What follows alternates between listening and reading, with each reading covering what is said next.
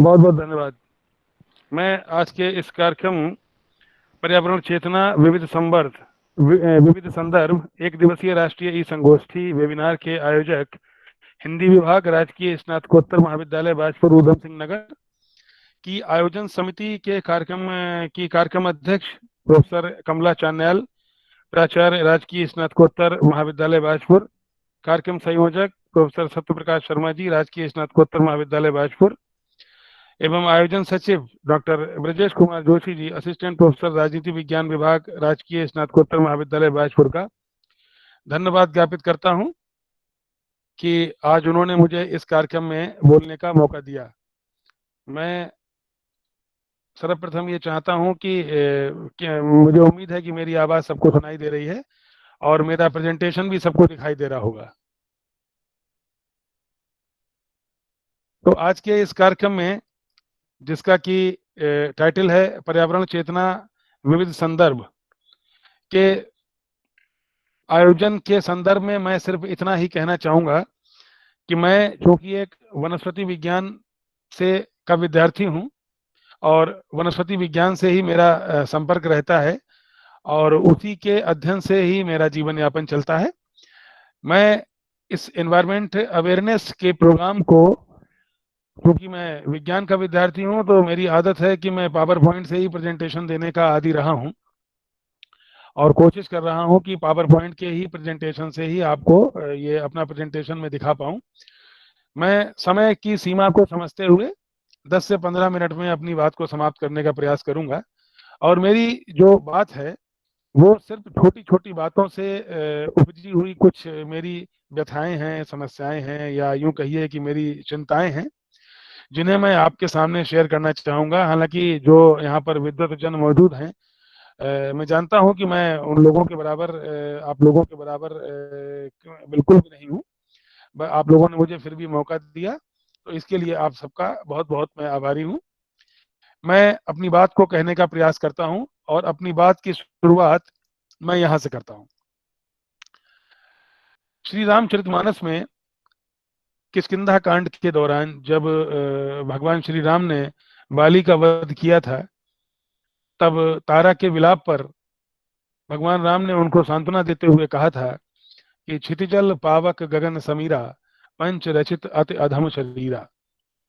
उन्होंने बताया था कि ये 5 जो तत्व हैं, इन 5 तत्वों से मिलकर ही हमारा पूरा शरीर बना हुआ है और ये शरीर अधम है, निम्न स्तरीय है। इसके जाने पर शोक कैसा है। तब जब श्री रामचरितमानस में इस बात का उल्लेख बाबा तुलसी ने किया, तो शायद ही किसी ने उस समय ये अपने दिमाग में सोचा होगा कि इतना बड़ा वाक्य एक इतनी बड़े ग्रंथ में ऐसा कह दिया गया है जो बरसों तक हमें इस बात की अनुमति प्रदान करेगा कि हमको जब भी पर्यावरण के बारे में चेतना करना हो तब हम इन 5 बातों का विशेष ध्यान रखें। हमारे इसमें इस चौपाई में एक विशेष बात भी है जिसको कि मैं अभी आपको बताने का प्रयास करूंगा। क्षिति से यहाँ तात्पर्य हमारे शरीर की, अगर मैं विज्ञान से, जो भी लोग यहाँ जुड़े हों और विज्ञान का विद्यार्थी होने के नाते मैं बताना चाहूंगा कि क्षिति से यहाँ मेरा मतलब, जैसे फिलोसॉफिकली अगर हम देखें, दर्शन के हिसाब से देखें, तो ये प्रोटीन, ये इस मिट्टी को हम कहते हैं कि ये शरीर मिट्टी है और मिट्टी में ही हो जाना है। लेकिन विज्ञान का विद्यार्थी जानता है कि क्षिति का मतलब होता है प्रोटीन। हमारे शरीर में जो कुछ प्रोटीन है वो क्षिति है, यानी हमारे शरीर का एक पार्ट प्रोटीन है। हमें उस प्रोटीन का संवर्धन करना है, हमें उस प्रोटीन का संरक्षण करना है। तो पहली बात हुई क्षिति। दूसरी चीज आई जल। वाटर हमारे शरीर का 70-80% पार्ट है और प्रकृति का भी 70-80% पार्ट वाटर है। जल हमारे शरीर की सभी प्रकार की क्रियाओं के लिए बेहद आवश्यक है।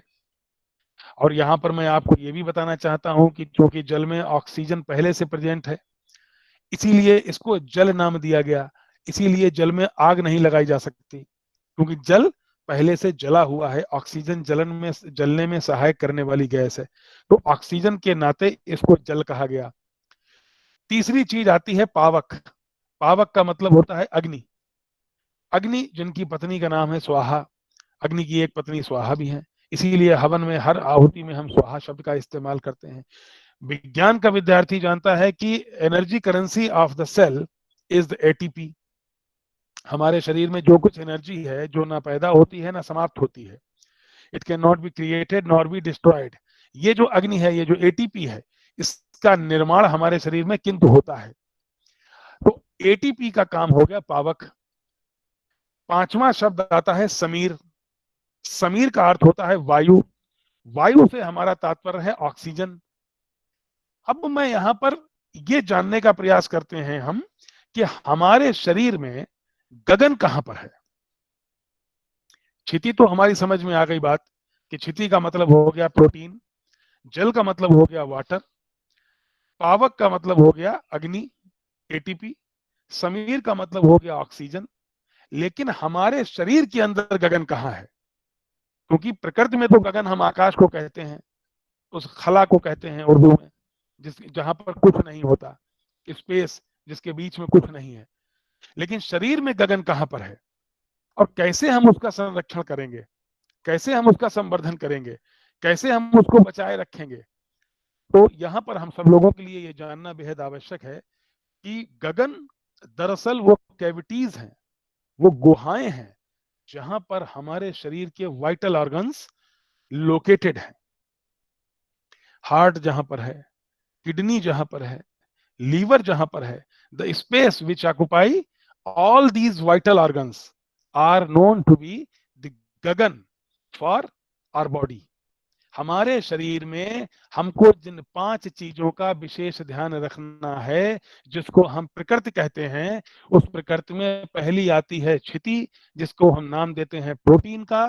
दूसरा आता है जल, जो कि दरअसल हुआ वाटर। तीसरा हुआ पावक, जो दरअसल हुई अग्नि।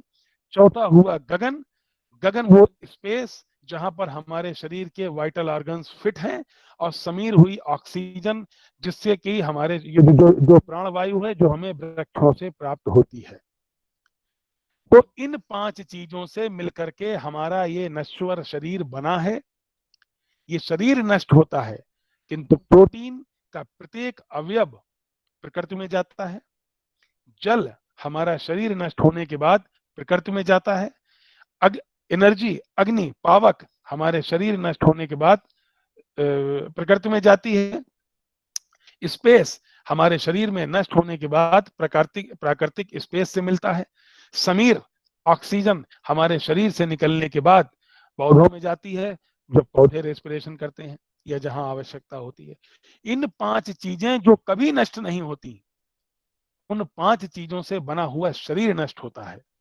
तो रामचरितमानस जी में किष्किंधा कांड के दौरान इतनी बड़ी चौपाई जो बाबा तुलसी ने कही, उस चौपाई के ही संदर्भों को अगर हम समझ लें तो पर्यावरण चेतना के विविध संवर्धनों का ज्ञान हमें बिल्कुल होता जाएगा। तो ये मेरी पहली चौपाई है, ये मेरी पहली स्लाइड है। मैं 2 या 3 स्लाइड मुश्किल से और शेयर करूंगा। मुझे उम्मीद है ये बात सबकी समझ में आ गई होगी कि पर्यावरण चेतना का एक आयाम जो मैंने आपको बताया, क्षितिजल पावक गगन समीरा पंच रचित अति अधम शरीरा। अब हम दूसरी स्लाइड की तरफ बढ़ते हैं। हम लोग क्या कर रहे हैं, देखिए, आप गौर से देखें। ये मेरे घर में, मेरे मोहल्ले में बनी हुई मेरी गली है। इस गली में सबसे पहला काम, अभी पिछले दिनों नगर निगम में एक नाली बना करके, बेहतरीन नाली बना करके, सड़क बना करके तैयार करी। उस नाली पर किन्हीं साहब ने एक कूड़ा घर बनवाने की कोशिश की। वो कूड़ा घर बना दिया, जो कि गलत है। नगर निगम की नाली पाट के कोई भी निर्माण करना गलत है, जिसकी की शिकायत और कंप्लेंट कर दी गई है। उसके बाद आप गौर से देखें सड़क पे पड़े हुए इस कूड़े को। जब हम जैसे पढ़े लिखे समझदार लोग इस बात को आज तक नहीं समझ पाए कि सड़क जो है वो किसी की नहीं होती है, सड़क सरकार की होती है। ये हमारे घर से भी ज्यादा पवित्र है। जो गंदगी हम अपने घर में करते हैं, अगर वही गंदगी हम सड़क पे करने लगेंगे तो ये चीज एकदम गलत है। ऐसा नहीं होना चाहिए, लेकिन ये बात समझने के लिए लोगों को पढ़ा लिखा होने की जरूरत नहीं है। इसके लिए पर्यावरण चेतना के विविध संदर्भों को समझने की आवश्यकता है।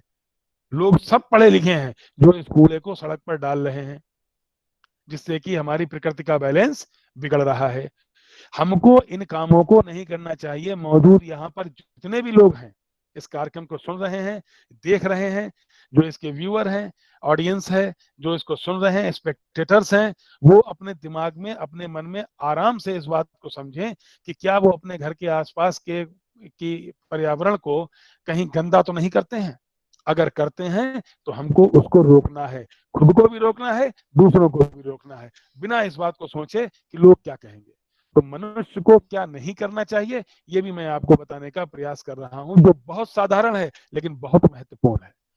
बहुत बहुत धन्यवाद। मैं तीसरी स्लाइड की तरफ बढ़ता हूं। ये देखिए, मुनव्वर राणा नाम के एक शायर हुए हैं जो आज भी हयात हैं। मैं आपको बताना चाहता हूं कि उनके एक शेर ने मुझको बहुत जो है उद्वेलित किया। वो शेर ये था कि ये सर बुलंद होते ही शाने से कट गया, मैं मोहतरम हुआ तो जमाने से कट गया। इस पेड़ से किसी को शिकायत न थी, मगर ये पेड़ सिर्फ बीच में आने से कट गया। प्रकृति को सर्वाधिक नुकसान अगर किसी चीज से हुआ है तो वो हुआ है वृक्षों के कटान से। वृक्षों के कटान को का सिर्फ एक ही कारण मुझको समझ में आता है कि अक्सर मैं जब से पैदा हुआ, मेरे मोहल्ले में तकरीबन 30 से 35 बड़े बड़े वृक्ष थे। आम थे, इमली थी, बरगद था, पाकड़ थी, नीम थे, जो सिर्फ इसलिए काट दिए गए, जो 100-100 200 साल से खड़े थे, सिर्फ उनको इसलिए काट दिया गया क्योंकि इस पेड़ से उनको, ये पेड़ उनके निर्माण के बीच में आ रहा था। ये जो निर्माण के बीच में आने की प्रवृत्ति है, ये निर्माण के बीच में आने की प्रवृत्ति की वजह से पेड़ों के कटान को रुकना चाहिए। अगर वो नहीं रुक रहा है तो हमको इसके लिए सख्त कानून बनाने चाहिए। किसी को भी इस बिना पे काट देना कि वो हमारे निर्माण के बीच में आ रहा है, वो भी आप किसे, मेरे बरेली कॉलेज बरेली में हमारे विभागाध्यक्ष, रिटायर्ड विभागाध्यक्ष डॉक्टर वी.के. शर्मा साहब बहुत बड़े प्रोफेसर थे इकोलॉजी के, आज भी हैं, मैं उनका आशीर्वाद लेता रहता हूं। उन्होंने एक किताब लिखी थी इकोनॉमिक बॉटनी की, मैं उनको कोट करता हूं। उन्होंने लिखा था कि we come on this earth as guest of the plants. उन्होंने कहा था हम इस धरती पर पौधों के मेहमान हैं। यानी अगर हम इस धरती पर पौधों के मेहमान हैं तो हमको कोई हक नहीं है अपने मेजबान का गला काटने का। हम एक पेड़ अपने जीवन में लगा दें, सिर्फ एक पेड़, आई रिपीट, हम सिर्फ एक पेड़ अपने जीवन में लगा दें। अपने घर में सिर्फ एक तुलसी माता का पेड़ लगा दें, एक वृक्ष लगा दें। आप समझिए हमारे जीवन में आसपास में होने वाली तमाम निगेटिविटी को पॉजिटिविटी में बदला जा सकता है। तो कोई भी पेड़ सिर्फ इसलिए नहीं काटना चाहिए कि वो हमारी बिल्डिंग के निर्माण के बीच में आ रहा है। तमाम कंक्रीट के जंगल आपने देखे होंगे जहां पर एक भी पेड़ दिखाई नहीं देता है, और जब कभी हमें दूर से कोई पेड़ दिखाई देता है तो वो पेड़ हमें बहुत छाया देता है, हमें बहुत सुकून देता है। तो हम कोशिश हमें ये करना चाहिए, अगर पर्यावरण की चेतना हमको जागृत करनी है तो हम कोई भी पेड़ कटने नहीं देंगे, ना ही कोई पेड़ काटेंगे। मैं चौथी और अंतिम स्लाइड की तरफ बढ़ रहा हूं। ये मेरे खुद के बनाए हुए स्लोगन है, वृक्ष लगाओ, उम्र बढ़ाओ। वृक्ष, अगर आपने एक वृक्ष लगाया तो वृक्ष कैसे लगेगा, जब पहले आप उसका बीज लगाएंगे, फिर वो पौधा बनेगा, फिर आप उसकी देखभाल करेंगे जैसे आप अपने बेटे की देखभाल करते हैं। मैं गारंटी देता हूं, अगर एक वृक्ष आप बड़ा पाल पोस के बड़ा करते हैं तो आप उसको काटने से 100 बार हिचकेंगे। तो वृक्ष लगाइए और उम्र बढ़ाइए। खाओ हल्दी, रहो हेल्दी। मैं प्रोफेसर संजीव ओझा, एनबीआरआई के डायरेक्टर, उनका एक लेक्चर पिछले दिनों हमने करवाया था। उन्होंने अपने लेक्चर में ये बात कही थी कि अगर आप खाओ हल्दी रहो हेल्दी, इस स्लोगन को फॉलो करते हैं, अगर इस पेंडेमिक कोविड-19 के दौर में आप अपने शरीर के पर्यावरण को, अपने शरीर के पांचों तत्वों को अगर आप जीवित रखना चाहते हैं, बढ़िया रखना चाहते हैं, चैतन्य रखना चाहते हैं और उसके सभी आयामों को दुरुस्त रखना चाहते हैं, तो रात में दूध में, बिना चीनी के दूध में हल्दी को डाल के जरूर पिए। कोविड-19 को भी में भी आपको इससे फायदा होगा और जीवन के हर मोड़ पर आपको ये हल्दी आपको हेल्दी बनाने में सक्षम होगी। तो मेरा आपसे यही अनुरोध है, खाओ हल्दी, रहो हेल्दी। घर में तुलसी, उम्र 80। दुर्घटना का तो कोई और छोर नहीं है, कोई व्यक्ति भी जो आया है वो जाएगा, आगाह अपनी मौत से कोई बशर नहीं, सामान 100 बरस का पल की खबर नहीं। तो कोई पल की खबर नहीं किसी के पास है, लेकिन उसके बावजूद अगर आप घर में अपने दरवाजे के अंदर प्रवेश करते ही सामने तुलसी का पौधा लगाते हैं, तो मैं ये उम्मीद करता हूं कि उस घर में रहने वाले सभी लोगों की उम्र कम से कम 80 बरस की होगी और उस घर में कोई भी वास्तु दोष नहीं रहता जिस घर के दरवाजे पर तुलसी का पौधा लगा होता है।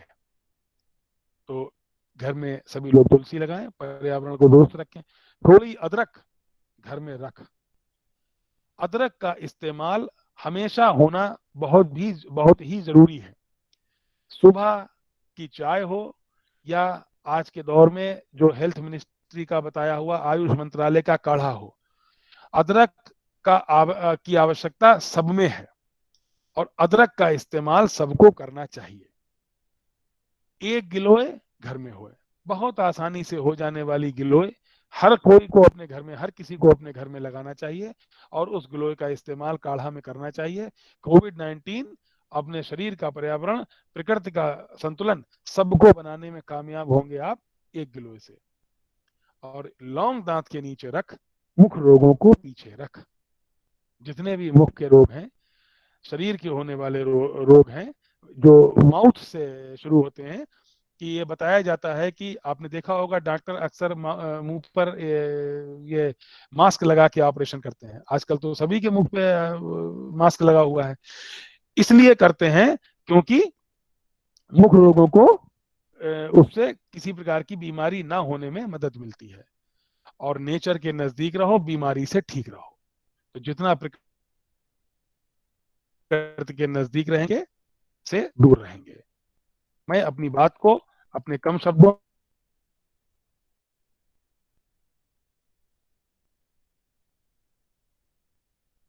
प्रयास किया। मैं अपनी बात को यहीं पर समाप्त करता हूं। मैं सभी आयोजकों का और इस कार्यक्रम के संयोजन आयोजन समिति का, आप सभी का, विशेष रूप से डॉक्टर अतुल उप्रेती का, जिन्होंने मेरा नाम इस कार्यक्रम के लिए सजेस्ट किया, उनके प्रति विशेष आभार प्रदर्शित करते हुए आप सबसे विदा लेता हूं। बहुत बहुत धन्यवाद, आभार। जय हिंद, जय भारत। Thank you.